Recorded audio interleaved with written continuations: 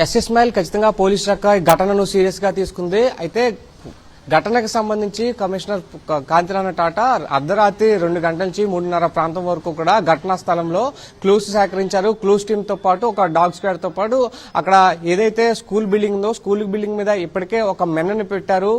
CM వెళ్లేటువంటి ప్రతి మార్గం గుండా కూడా ప్రతి బిల్డింగ్స్ పై కూడా మాక్సిమం 5-6 బిల్డింగ్లకు ఒక చోట పోలీసు పికెట్ ని కూడా ఏర్పాటు చేశారు. అయితే స్కూల్ పై కూడా పోలీస్ మ్యాన్ ఉండడంతో స్కూల్ పైకి ఎవరు కూడా ఆగంతకులు వెళ్లలేదని ప్రాథమికంగా నిర్ధారించుకున్నారు. స్కూల్ కు అట్లాగే గంగనమ్మ గుడి ఏదైతే ఉందో ఆ 2 బిల్డింగ్స్ మధ్య 2 కట్టడాలకు మధ్య ఉన్నటువంటి చెట్ల పొదల్లో ఉండి అగంతకుడు దాడి చేసినట్టు కూడా ప్రాథమికంగా గుర్తించారు. అయితే సీఎం జగన్ పై జరిగినటువంటి హత్యాయత్నానికి సంబంధించి మాత్రం ఇప్పటికే వెల్లంపల్లి శ్రీనివాస్ ఎవరైతే మాజీ మంత్రి ప్రస్తుతం ఎమ్మెల్యే వెల్లంపల్లి శ్రీనివాస్ అజిత్ సింగ్ నగర్ పోలీసులకు ఫిర్యాదు చేశారు. అయితే అజిత్ సింగ్ నగర్ పోలీసులు ఆ కేసుకు సంబంధించి ప్రస్తుతం అజిత్ సింగ్ నగర్ పోలీస్ స్టేషన్ బయట మనం ఉన్నాము. డీసీపీ హరికృష్ణ కూడా అజిత్ సింగ్ నగర్ పోలీస్ స్టేషన్ కు చేరుకుని ఇక్కడ నుంచి కేసును క్లోజ్ మానిటరింగ్ చేస్తున్నారు.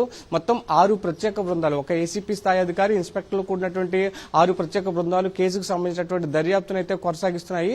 ఈ క్లూస్ టీమ్ సేకరించినటువంటి ఆధారాలతో పాటుగా ఎయిర్ గన్స్ విజయవాడ నగరంలో ఎవరి దగ్గర ఉన్నాయి, ఎక్కడెక్కడ కొనుగోలు చేస్తున్నారు, ఈ అమ్మకాలు ఎలా ఉన్నాయి, ఎవరు వినియోగిస్తున్నారు, ఏదైనా జంతువుల వేటకు ఉపయోగిస్తున్నారా, ఏదైనా సుపారీ గ్యాంగ్ సంబంధించి ఈ ఆయుధాలను ఏదైనా సరఫరా చేస్తున్నారా, లావాదేవీలు జరుపుతున్నారా అన్న కోణంలో లోతుగా దర్యాప్తు చేయడంతో పాటుగా టెక్నికల్ ఎవిడెన్స్ కూడా కలెక్ట్ చేస్తున్నారు. సింగనగర్ సంబంధించి గత 2-3 రోజులుగా ఉన్నటువంటి సీసీ కెమెరాలను పూర్తిగా చూస్తున్నారు. అలాగే నిన్న సీఎం రావడానికి ముందు జరిగినటువంటి సతీష్, ఏదైనా ఆధారం దొరికిందా? ముఖ్యంగా ఈ అటాక్ దేని ద్వారా జరిగింది? అంటే ఎయిర్ గన్ ద్వారా అటాక్ జరిగిందా? అట్ ద సేమ్ టైం ఒక్కరు పాల్గొన్నారా, ఒకరికంటే ఎక్కువ మంది పాల్గొన్నారా?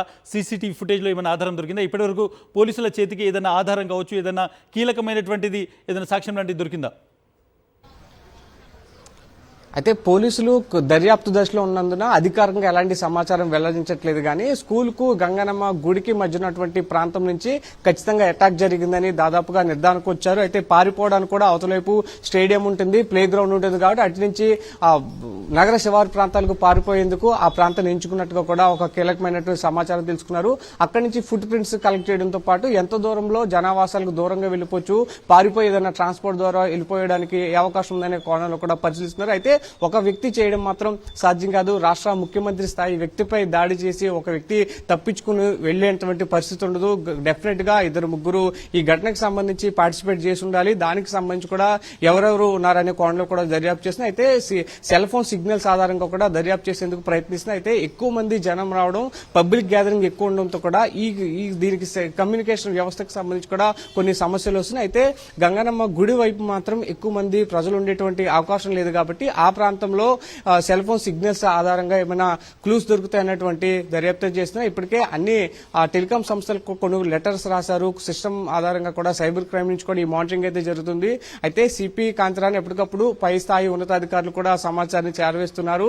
డాగ్ స్క్వాడ్ కావచ్చు, క్లూస్ టీమ్ కావచ్చు, టాస్క్ ఫోర్స్ అధికారులు కావచ్చు, సివిల్ పోలీసులు కావచ్చు, వీళ్ళందరూ కూడా టీం వర్క్ గా పనిచేస్తున్నటువంటి పరిస్థితి అయితే ఉంది. ప్రస్తుతానికి ఇన్వెస్టిగేషన్ ప్రాథమిక దశలో ఉంది కాబట్టి ప్రస్తుతానికి వివరాలు వెల్లడించలేకపోతున్నారు. మరి కొద్ది గంటల్లోనే ఘటనకు సంబంధించి పోలీసుల నుంచి అధికారికంగా సమాచారం అయితే వచ్చే అవకాశం కనిపిస్తుంది.